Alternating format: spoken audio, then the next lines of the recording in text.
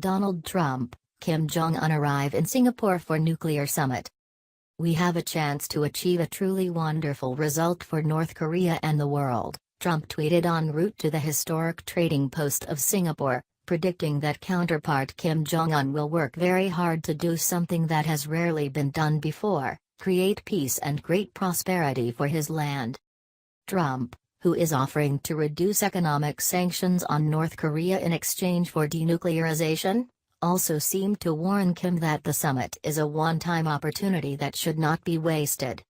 As he disembarked from Air Force One, Trump told reporters that he feels very good about his prospects. Kim had landed in Singapore hours earlier, staying silent as he has since Trump announced he had rescheduled the once-cancelled meeting set for Tuesday morning local time, prime time Monday in the United States. "Trump will hype this relentlessly, no matter what comes of it," tweeted Robert E. Kelly, a political science professor at Pusan National University in South Korea who is town to comment on the summit for the BBC. "Even if Kim offers only a fine-sounding rhetorical commitment, and maybe a few missiles surrendered or some side closures," he said, "Trump will market this thing as something extraordinary for his voters back home." Few people expect Kim to commit to what some Trump administration officials call CVID, complete, verifiable, and irreversible dismantlement of nuclear weapons programs, certainly not at this meeting, and perhaps not ever. In tamping down expectations, Trump himself has described this initial meeting as the start of a process. Some analysts said a Kim commitment to specific negotiations on denuclearization could well be enough for Tuesday's summit to be a success. Olivia Enos, policy analyst with the Asian Studies Center at the Heritage Foundation in Washington, said a successful summit would move beyond mere statements about denuclearization. It would instead lay out practical steps with requisite commitments from North Korea that demonstrate that it understands, accepts and is committed to achieving denuclearization as the U.S. defines it, said Enos, who was also in Singapore to watch the proceedings. Preliminary meetings have already begun. Shortly after arriving, Kim visited with Singapore Prime Minister Lee Hsien Loong, who is scheduled to meet with Trump on Monday. More, President Trump, North Korean summit a mission of peace. More, Trump's goal of total denuclearization of North Korea is a long shot.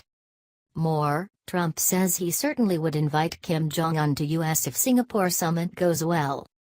Trump and Kim touched down on a sweltering early summer day in Singapore, the city-state founded in the early 19th century as a British colony because of its position at the intersection of sea lanes between Europe and Asia. The Singapore government offered itself as a neutral site for the first-ever meeting between a sitting U.S. president and a North Korean leader. It also annoyed Singapore residents by offering to pay Kim's hotel bill. Security is tight ahead of the summit between two unpredictable men who in the past have threatened to destroy the other's country during the standoff over North Korea's nukes. Officers combed the city on Sunday, from the old colonial section to the modern skyscrapers to the hotel on nearby Sentosa Island where Trump and Kim will actually meet. The leaders are spending the night at hotels about a half-mile apart in the upscale shopping area in Tanglin. A government described as authoritarian by its critics has clamped down on protests, thought strict loitering laws and a difficult permitting process. Still, some Singaporeans are getting into the swing of things. Trump and Kim lookalikes held a summit of their own at a local shopping mall, while one bistro is offering a libation known as the Trump-Kim bromance, beer, tequila, Diet Coke and the Korean distilled rice liquor known as soju.